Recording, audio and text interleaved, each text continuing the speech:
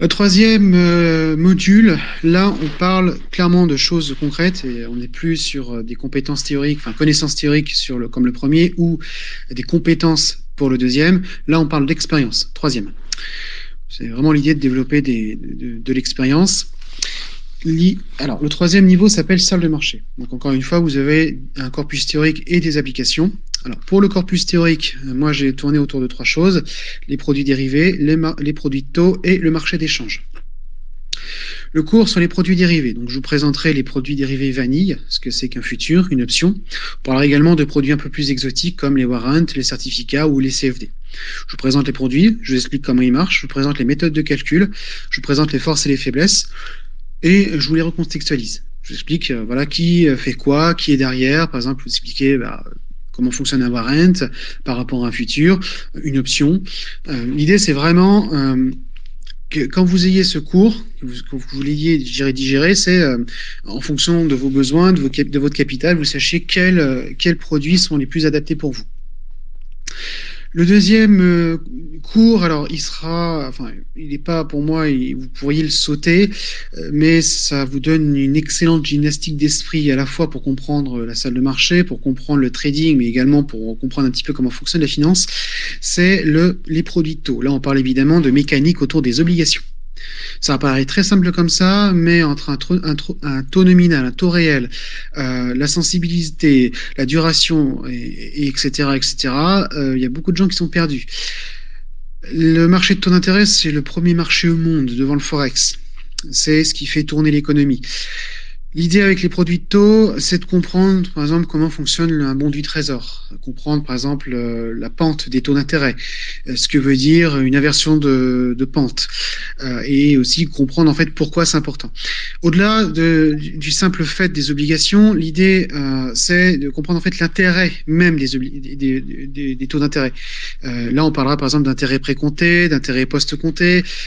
Si vous placez 1 million d'euros aujourd'hui, combien ça vous rapporte dans un an? Là, c'est évidemment une capitalisation, mais la mécanique inverse. Vous pourrez également faire calculer une valeur actuelle nette, calculer par exemple un TRI. Alors, le produit de taux, là, je l'ai vraiment mis alors, si vous allez à la fac, quand vous parlerez de produits de taux, ça sera vraiment des obligations. Mais là, je vais toucher au taux d'intérêt au sens large. C'est-à-dire qu'il y aura des obliges, mais il n'y aura pas que. Et l'idée de savoir ce que c'est qu'une vanne ou une TRI, alors je ne vais pas tout vous teaser, mais c'est vraiment super utile si vous êtes entrepreneur. Par exemple, vous allez calculer la valeur actuelle des flux futurs, que ce soit dans un an, dans 2 ans, dans 3 ans, et ça va vous permettre de savoir si votre projet est réellement intéressant ou non. On pourra également parler de coûts d'opportunité, mais bon, on ne va pas trop s'éparpiller. Le troisième module théorique, là, on parlera de marché d'échange, plus communément appelé sous le nom Forex. Je ne suis pas un aficionados d'envoyer des débutants sur le marché d'échange, c'est-à-dire sur le Forex. Je préférerais leur dire, commencez donc par des trucs simples, allez sur les indices. Le problème, c'est que les courtiers bidons font beaucoup de réclames autour du marché d'échange car il n'est pas régulé, et très mal régulé. Et du coup, ils ont aucune ou très peu d'obligations réglementaires envers les autorités. Et du coup, ils font un peu ce qu'ils veulent dessus, que ce soit en termes de publicité, que ce soit en termes d'organisation du marché. Alors, quand j'ai dit en termes d'organisation du marché, il faut bien comprendre que le Forex, c'est un marché OTC, over the counter. C'est-à-dire que vous n'avez pas une cotation centralisée qui va vous dire, voilà, l'euro-dollar, ça vaut tant. En fait, on va calculer sur un panier de cotations émises par un panier de gens qui le font. Le marché Forex, vous avez 4 banques, alors je les ai complètement zappées.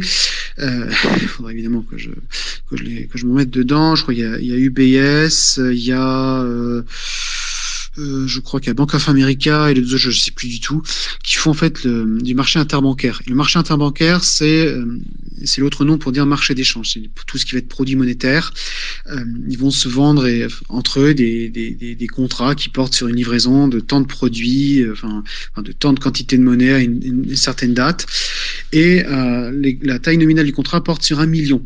Quand on vous parle d'un lot à 100 000 euros, dites-vous que vous êtes à 1/10 de pouvoir entrer sur le marché interbancaire. Et d'ailleurs, personne ne traiterait avec vous, parce que le marché interbancaire, en fait, le volume d'échange, c'est en dizaines de millions d'euros, voire centaines de millions d'euros. C'est pour ça que vous, en fait, c'est un peu rigolo, quoi. Et le Forex, ce qu'ils font, c'est qu'ils basent, les courtiers basent les cotations Forex sur, par exemple, un émetteur, des banques qui se prêtent entre elles des monnaies. et ils vont calquer. Mais ils sont pas obligés de le calquer de manière fidèle. Ils peuvent très bien coter en leur faveur et toucher évidemment une commission entre vous, ce qu'ils vous vendent, et le prix que le pourvoyeur de liquidité fait. Donc voilà. Donc l'idée, ça sera vraiment de vous présenter le marché d'échange de long en large et en travers, de vous présenter comment ça fonctionne, qui fait quoi, vous expliquer un petit peu les pièges sur ce marché qui est pourtant très sexy pour beaucoup de monde. Et puis après, on parlera de monnaie de base, de monnaie de contrepartie, de carry trading, c'est-à-dire emprunter dans une monnaie qui est très faible et investir dans une monnaie qui est très forte en termes de taux d'intérêt. On parlera évidemment de produits monétaires. Produits taux aussi, ça peut être lié. Et puis, je vous attends au tournant avec calculer si vous avez une évolution de taux d'intérêt sur 2 banques centrales.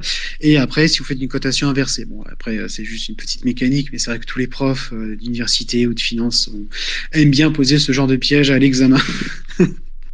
Bref, voilà. Au niveau des applications, donc, vous aurez deux choses concrètes. La première chose, c'est que je vous formerai à l'analyse technique. Alors quand je dis que je vous formerai à l'analyse technique, je vous formerai davantage à une méthodologie, comment on crée une analyse technique, c'est-à-dire des grosses tendances aux petites tendances, quels sont les outils que j'utilise, les supports résistance, canaux, des outils simples. Mais je ne vais pas vous apprendre tous les indicateurs techniques de A à Z. Je vous présenterai évidemment les plus importants, ceux qui me paraissent vraiment les plus simples et les plus pertinents. Et je vous présenterai une ou deux méthodes de trading que j'utilise, ce qu'on appelle un setup. Il y en a une qui est vraiment assez sympa quand on sait s'en servir. Voilà. Enfin, dernière application, on fera je sais pas, le nom me plaît pas des masses, mais un cours de trading. C'est un peu la synthèse de tout ce que vous avez pu voir dans la salle de marché et en lien évidemment avec ce qu'il y a au-dessus, marché financier et gestion de portefeuille. Ce que j'appelle le cours de trading, c'est en fonction de telle ou telle situation qui se présente sur les marchés, quels sont les bons comportements à avoir, la bonne méthode d'analyse. Pour des raisons réglementaires et évidentes, je ne vais pas trader devant vous, ni vous dire, voilà, il faut acheter ça, il faut vendre ça. Ça, je peux pas. Par contre, moi, je peux vous dire, voilà, moi, ce que je fais devant ça, comment je travaille, quelle est ma démarche. Après, en privé, bien entendu, je pourrais aller un peu plus loin. Parce que je connaîtrai la personne qui est en face de moi, je comprendrai ses questions, j'échangerai un petit peu sur comment elle veut avancer, et du coup, là, évidemment, je pourrai la coacher de manière plus précise. Mais ce qui est bien important de comprendre, c'est que sur un cours de trading, où il y a plein de gens qui vont le voir, eh bien, vous aurez autant d'interprétations possibles que de personnes qui sont sur ces canaux. Et du coup, c'est pour ça qu'il faudrait que je reste généraliste, présenter simplement des méthodes, des outils, être factuel. Je ne pourrais pas rentrer dans des détails. Alors, dernière petite chose. Pour la salle de marché, pas nécessairement sur le canal cours de trading, mais dans la salle de marché de manière générale, je ferai un point marché tous les matins. Une quinzaine de minutes. Je vous présenterai les actualités. 5 minutes, je pense, sur les actualités. 5 minutes sur un point marché traditionnel et puis 5 minutes sur un point marché crypto. Après, si j'ai pas grand-chose à dire le lendemain par rapport à la veille, je me contenterai simplement de dire voilà, il n'y a pas grand-chose par rapport à ça, et puis je pourrais rentrer dans les détails, par exemple, soit sur un point marché, soit sur un point crypto. L'idée, voilà, c'est vraiment 15 minutes, c'est mon format de base, mais s'il n'y a pas grand-chose, on partira, je pense, sur 5 ou 10 minutes.